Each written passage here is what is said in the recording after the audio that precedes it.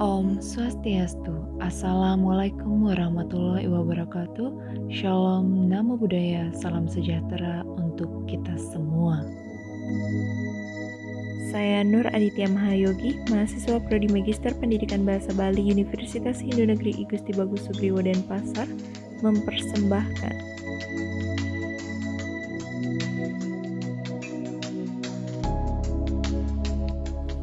Halo, saya Nur. Kita sekarang sudah dekat dengan lokasi karena tidak bisa membawa kendaraan ke lokasi, jadi kita jalan kira-kira 100 meter dari sini. Di sini kita berada di depan Pura Anyar. Di sini sebelahnya Villa Jeva. Nah, langsung saja lurus, nanti kita sampai.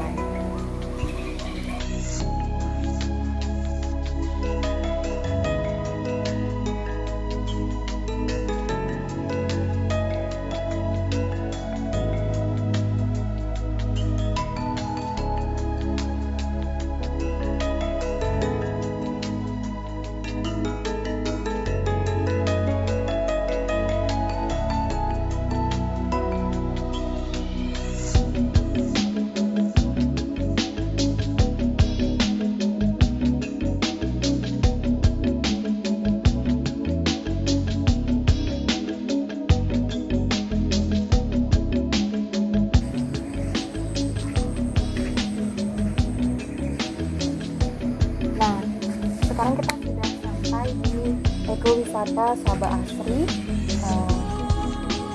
Sebelum kita masuk, ingat selalu 3M, pesan ibu. Silahkan disimak. Ingat pesan ibu, pakai maskermu, cuci tangan pakai sabun, jangan sampai tertular. Ingat selalu pesan ibu, jaga jarakmu, hindari kerumunan, jaga keluargamu. Ekowisata Sabah Asri merupakan satu-satunya penangkaran penyu yang ada di daerah Gianyar, didukung oleh Indonesia Power dan instansi terkait. Swastiastu, Pak Kiki. Ya. Nah, perkenalkan ini Pak Made Kiki, ketua dari kelompok Sabah Asri. Pak Kiki, sebelum saya mau lihat-lihat kolam nih penyu-penyunya, boleh nggak saya bertanya-tanya dulu sedikit tentang Pak Kiki? Bisa tidak diceritakan sedikit bagaimana awal dari penyelamatan penyu di daerah Sabah ini? Awalnya tahun 2007 cuma iseng-iseng saja melihat kita kan olahraga lari pagi. Melihat anjing berantem, kita lihat di sana ternyata anjingnya berebut telur penyu. Dari sana kita coba-coba ambil telur penyunya, kita selamatkan untuk dibawa di rumah. Sampai di rumah kita coba penetasan pakai teropong. Ternyata dalam waktu 5 hari menetasnya bagus. Dari sana kita niat kita untuk penyelamatan telur penyu, karena telur penyu ini banyak di Patisabo dimakan anjing. Oh, berarti sebelum ada penangkaran di sini belum ada ya, Pak? Di daerah Gianyar Di ini? Gianyar belum ada, cuma satu-satunya kita orang Gianyar memiliki konservasi Sabah Asri. Sebelumnya Pak Kiki sendirian atau ada teman-teman mungkin yang diajak untuk menyelamatkan penyu ini, Pak? Dulu kita sendirian karena semakin masyarakat di sini peduli, kita ajak untuk kita rangkul untuk bikin kelompok Sabah Asri, terutama jadi relawannya lah. Karena kita ini tanpa tidak digaji di sini. Kemudian ini kan sekarang, dulu kan di rumah Bapak. Nah, sekarang kan di sini, apa di sini wilayah ini ada yang punya artinya atau ada yang menyediakan? Ceritanya sangat panjang. Tahun 2014 baru Bapak Bupati peduli, disuruh dah kita pindah karena dilarang di rumah, karena di rumah dibilang ilegal. akhirnya disuruh di tempat ini di pantai. Kemungkinan ini kan namanya sepadan pantai milik negara. Di sini tunjuk sama Bapak Bupati waktu itu, Bapak Bupati Agung Haji Branto. Dikasih kita dana 50 juta hanya jadi bangunan ini saja.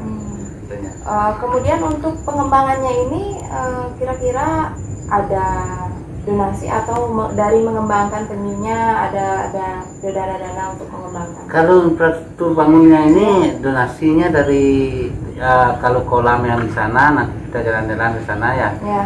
Kolam nomor 1 itu donasinya dari Balisu sama pagar tembok. Sedangkan itu dari Museum Unikom, dari Rotary, ini Yayasan Widyaguna Balai Bengongnya. Dan tempat penetasan telur waktu 2020 ada dari Amerika yang namanya Undercurrent, itu grup penyelam dari Amerika itu yang support kita dana. Ini baru sekali Pak ya?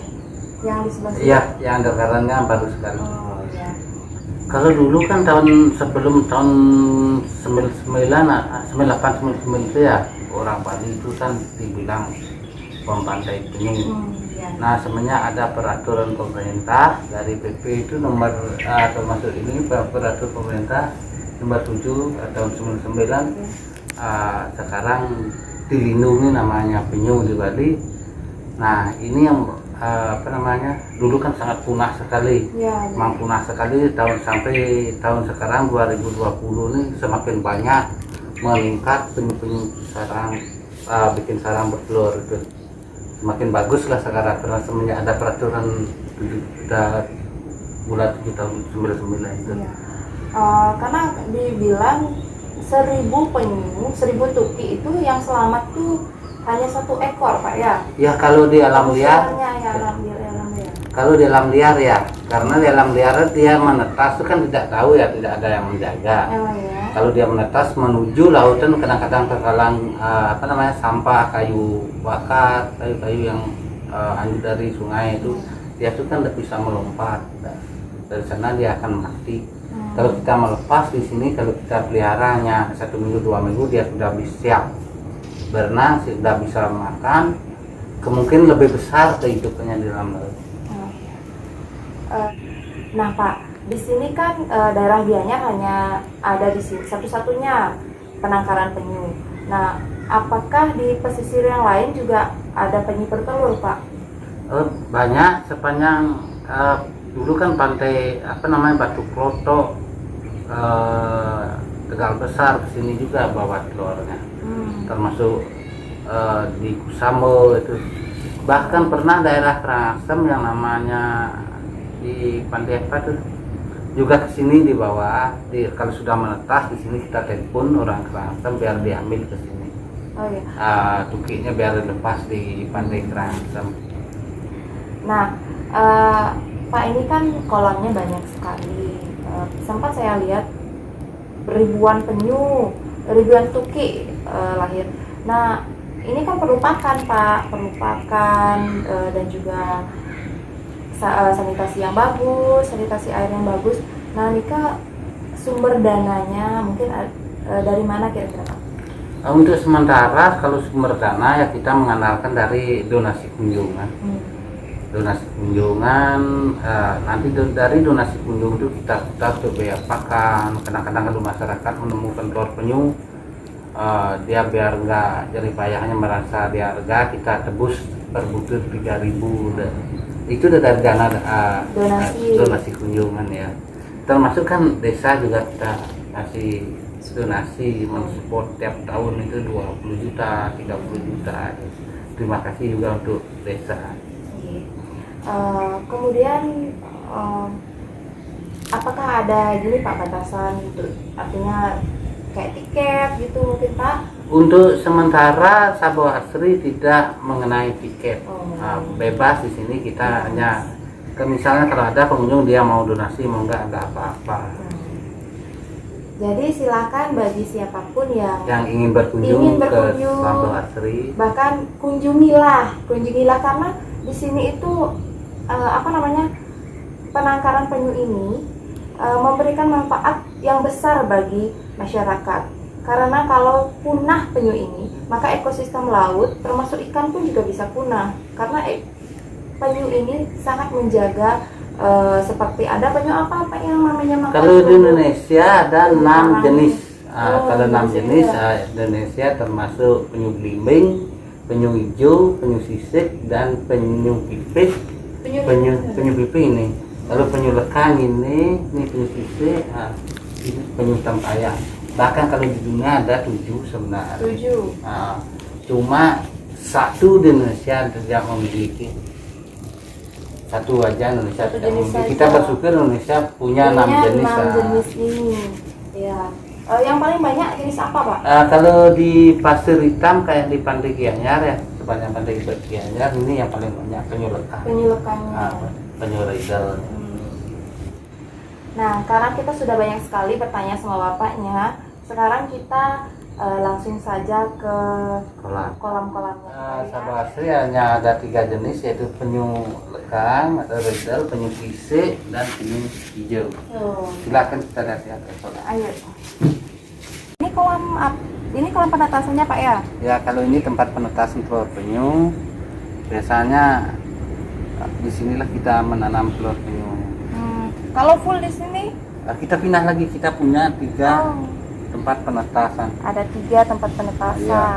Karena banyak sekali. Pak, kalau boleh tahu bulan apa saja sih penyu bertelur, Pak?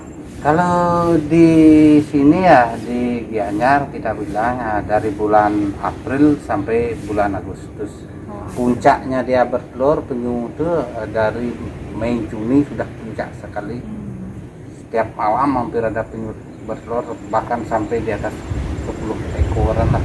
Kita kan begini monitoring istilahnya. Monitoring. Kadang-kadang kalau sebelum Covid itu kita biasa ngajak anak-anak mahasiswa ikut yang namanya monitoring, bahkan ada bule-bule juga ikut.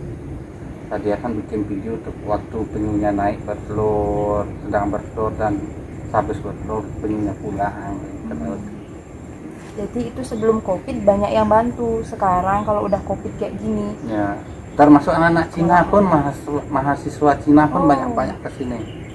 banyak sekali yang peduli sama keberadaan dari satwa penyu ini ya, Pak ya. Ya. Karena sangat berjasa sekali juga ini si penyu. Kita lanjut, Pak. Ke kolam. Ya, ini dia sedang tidur, Pak, pagi-pagi gini. Ya, nanti kan nanti kalau sudah habis dikasih makan dia berebut makanan, dan kalau ini kita sisakan sekitar 30 ekor, kita coba pembesaran. Ini kan sisa dari pelepas waktu tahun ini, bulan ini. Pelepasannya. Ini namanya tukik yang jenis lekang.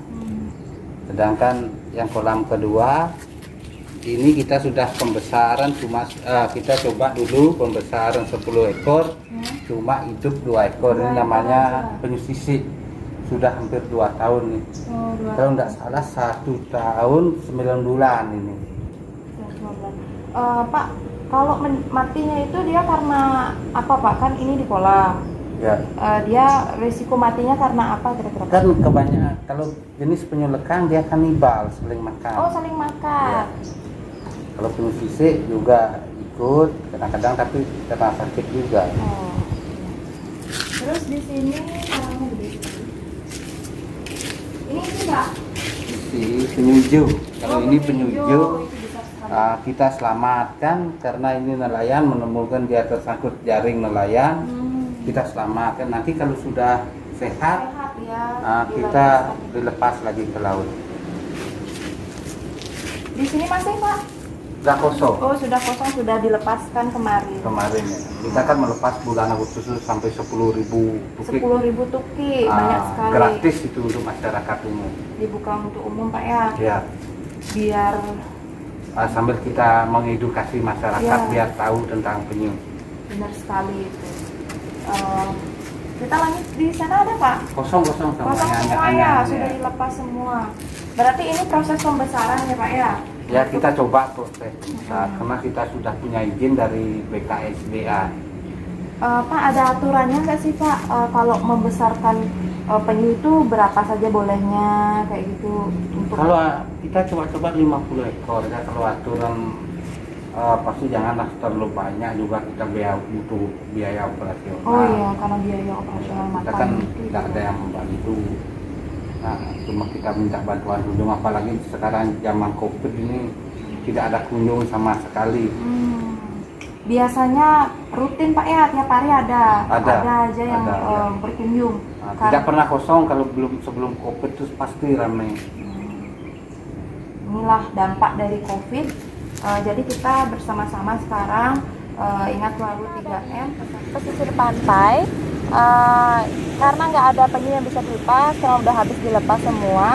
Sekarang kita cari tahu gimana sih cara melepaskan penyu meskipun nggak ada tukiknya ya. Bagaimana Pak bisa dijelaskan bagaimana cara melepaskan tukik Pak? Yang benar. Kalau melepaskan tukik ya, jangan terlalu baru ingin melepas, jangan bawa langsung ke laut, ke air. Biarkan dia atur jarak dari jarak air sampai 1 meter pasir. ya Pak ya? Enggak, sampai bila perlu bisa 4 meter 5 meter kan. Dia kan punya insting. Mendengar debu romak, dia praktis sudah bisa mencari yang namanya air ya. Dia baru ditaruh di pasir itu, dia akan punya insting mengingat di mana dia dilepas. Kalau dia tumbuh dewasa, balik dia akan bertelur ke tempat pantai ini. Biasanya kalau melepas itu jangan di depan ya, tidak boleh dari depan. Harus pegang dari belakang, baru taruh di pasir. Paling-paling dia diam 3 menit 2 menit, tengok dia kiri kanan, baru dia jalan menuju laut. Iya, jadi seperti itu, nggak boleh pegang dari depan gitu, harus dari belakang. Kemudian lepasnya nggak boleh langsung di air, biar dia itu ingat di mana dia dilepaskan, karena dia akan kembali ketika bertelur ke tempat awal dia dilepaskan. Ya, seperti itu. Jadi untuk ombak nih Pak, pada saat pelepasan tuh bagusnya ombak besar atau ombak yang kecil kayak gini Pak? Kalau lebih bagus kayak ombak kecil gini. Kalau di kita kan di pantai timur, pantai selatan, matahari baru terbit. Ya. Makanya tukik itu di saat matahari terbit itu dia senang dilepas. Oh, bagus ya pada Lebih saat bagus itu. ya, karena dia tukik itu kalau dilepas ke laut dia menuju sinar matahari. Coba kalau yang punya pantai di barat, misalnya Kuta, itu di sore hari dia bagus melepas, karena mataharinya kan terbenam sebelah barat ya, menuju lautnya. Makanya di sana bagus matahari terbenam. Jadi ada momen-momen tertentu untuk melepas tukik. Sudah banyak sekali kita bertanya sama Pak Made Kiki. Jadi kita cukupkan saja sampai di sini. Terima kasih Pak Made, sudah banyak sekali memberikan penjelasan dan sangat membantu sekali bagi masyarakat yang belum tahu apa itu penyu. Penyu mungkin apa sih bedanya sama kura-kura? Pasti ada yang nanya Ya, saya juga. nanti kita punya kura-kura juga di sini. Oh, ada kura-kura juga. Ada Ada kura-kura. Biar nanti kalau kita kan sering kasih edukasi anak-anak SD, SMP, biar dia tahu antara perbedaan penyu dan kura-kura. Dan kita tambah lagi satu ya, bagi masyarakat yang membuang sampah plastik, jangan buang sembarangan sampai hanyut ke sungai. Akhirnya dia kan TPA terakhirnya di pantai jadinya. Kasihan kan pantai kita jaga pantai, dan juga banyak penyu-penyu yang mati gara-gara makan sampah plastik. Sampah plastik itu dikira ubur-ubur sehingga dimakan sama penyu yang mengakibatkan mati. Nah, jadi itu penting sekali diingat, jaga kebersihan, jangan buang sampah di air karena membahayakan sekali ya, khususnya bagi kehidupan tukik seperti yang dibilang sama Pak Made tadi. Tukik sama penyu lah mati gara-gara dikira sampah itu makanannya, seperti mirip ubur-ubur, dan sangat disayangkan sekali kita membunuh nyawa. Kita menyediakan kolam kura-kura 1,5 sampai 3 meter lah untuk kura-kura.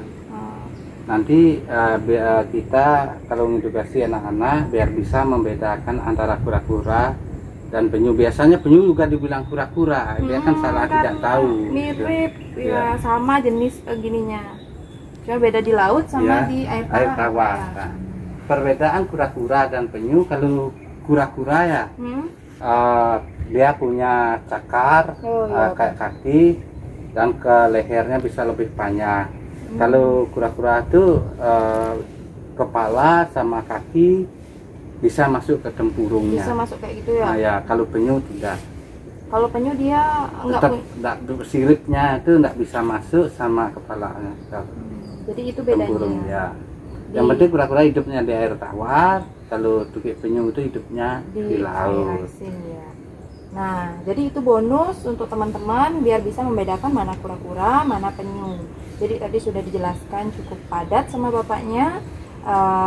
Dan terima kasih telah mengikuti dari awal sampai akhir. Terima kasih Pak Made Kiki Ya, atas terima ilmunya. kasih, Banyak ya. sekali ilmu yang kita dapat hari ini. Ya, mari kita akhiri dengan Parama Santi. Om Santi Santi Santi Om.